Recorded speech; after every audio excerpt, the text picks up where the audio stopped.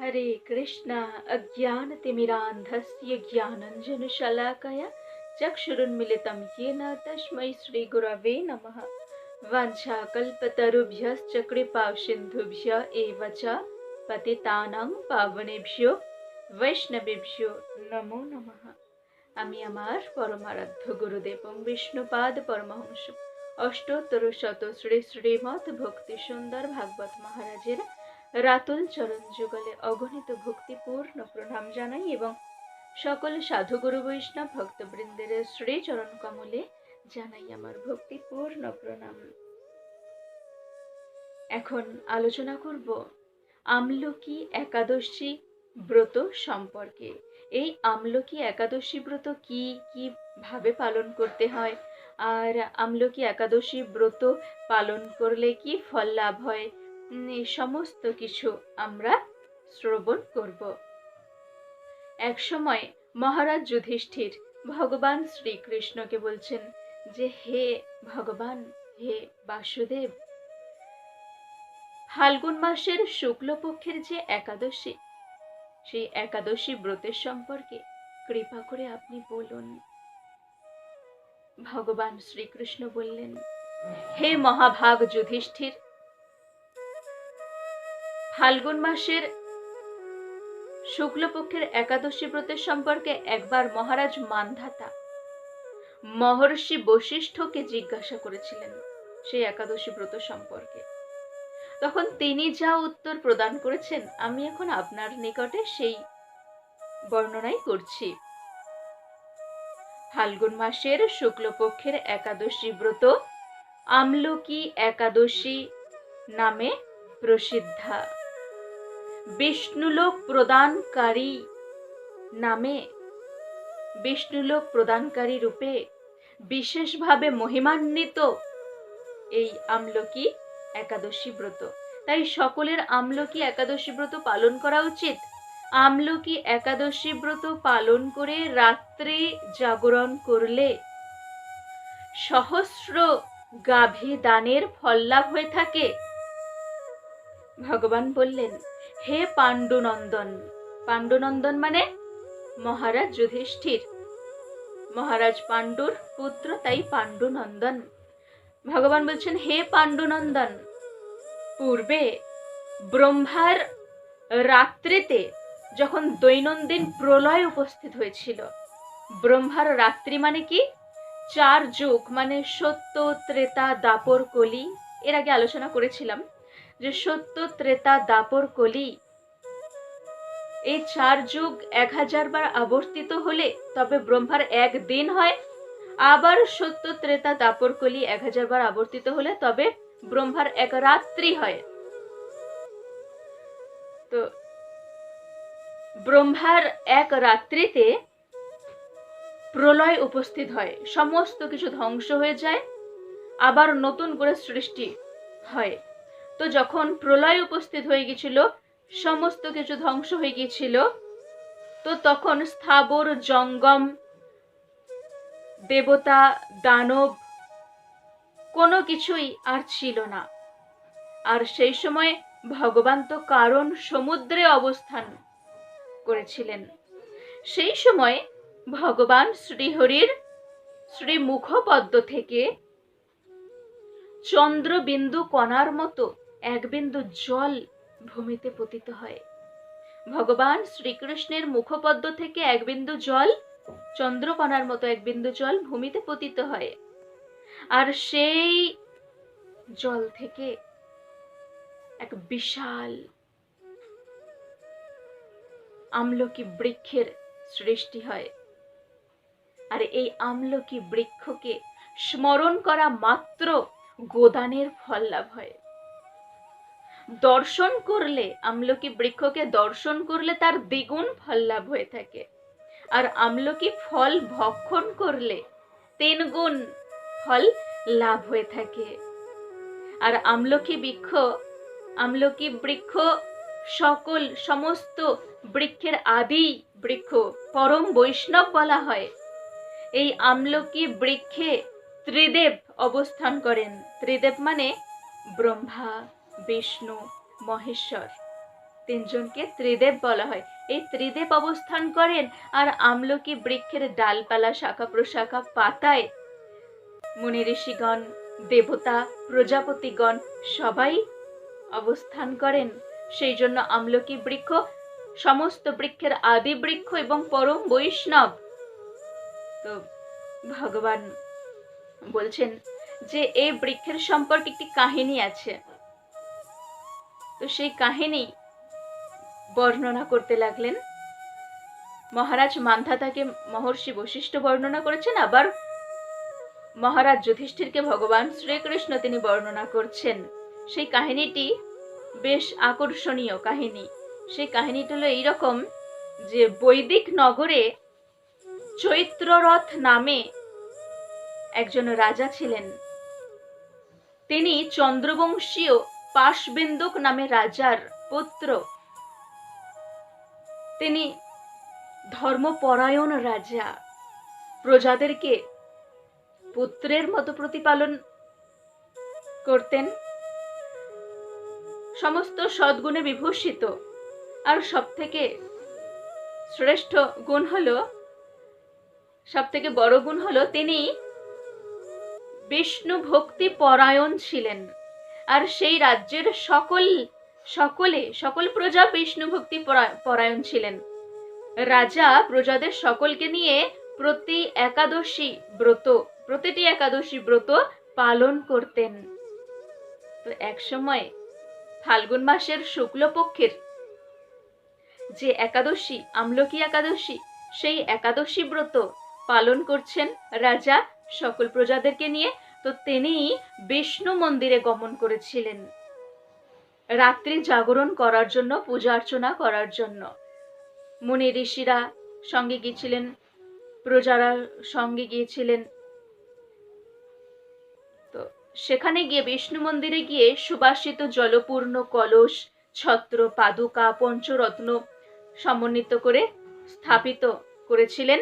ধূপ দীপ দিয়ে যত্ন সহকারে মুনি ঋষিদেরকে নিয়ে পরশুরাম মূর্তি সমন্বিত আমলকির পূজা অর্চনা করেন। আর সেখানে প্রার্থনা করেন সকলে যে হে পরশুরাম, হে রেণুকার সুখবর্ধক, হে ধাত্রী, হে পাপ বিনাশিনী, কৃপা করে সকল পাপ দূর করুন। এইরকম ভাবে প্রার্থনা করেছিলেন। তো সেখানে কি হয়, দৈবযোগে এক ব্যাধ সেই মন্দিরে উপস্থিত হয়ে যায়। সেই ব্যাধ যখন দূর থেকে দেখতে পায় যে ওই মন্দিরে কি হচ্ছে, এত সবাই কেন, এখানে কি কি পূজা অর্চনা হচ্ছে বা কে এসেছে, এইরকম কৌতূহলবশত দেখতে এসে দেখছে যে রাজা সকলকে নিয়ে পূজা অর্চনা করছেন। তো সেই ব্যাধ কি করে, সেখানেই বসে আর ভগবান শ্রীহরি বিষ্ণুর মূর্তি দর্শন করে। আর সেদিন এমনই ওই ব্যাধ কিছু খাদ্য গ্রহণ করেনি, উপবাসেই ছিল, সকাল থেকে কিছুই খাওয়া হয়নি। যেহেতু কিছু ভোজন করেনি, আবার এখানে বসে ভগবানকে দর্শন করে সকলের সাথে বসে ব্রত কথা, একাদশী ব্রত কথা, ব্রত মাহাত্ম্য কথা শ্রবণ করতে থাকে ভক্তি সহকারে, আর ভজন কীর্তন করতে থাকে। সেখানেই রাত্রি জাগরণ করে। এর ফলে কি হয়, একাদশী ব্রত পালনই হয়ে যায়। কিছুই তো ভোজন করেনি, একাদশী ব্রতের মাহাত্ম্য কথা শ্রবণ করে ব্রত পালন হয়ে যায়। তো প্রাতঃকালে পরের দিন রাত্রি জাগরণ করার পর রাজা যখন সকলকে নিয়ে তিনি রাজপ্রাসাদে ফিরে গেলেন, তখন এই ব্যাধ নিজের গৃহে ফিরে যায়, কিন্তু একাদশী ব্রত পালন হয়ে যায়। এর ফলে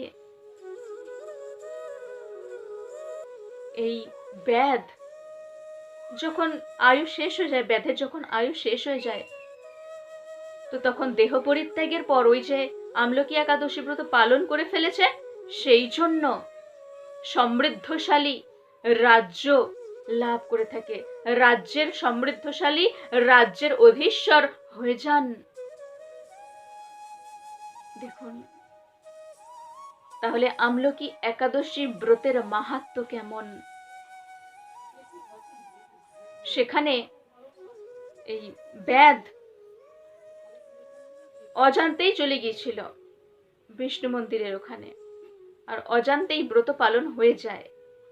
ভক্তি সহকারে ভগবানের কথা শ্রবণ করে, মাহাত্ম্য কথা শ্রবণ করে একাদশী ব্রত পালন হয়ে যায়, আর সমৃদ্ধশালী রাজ্যের অধীশ্বর হয় পরের জন্মে।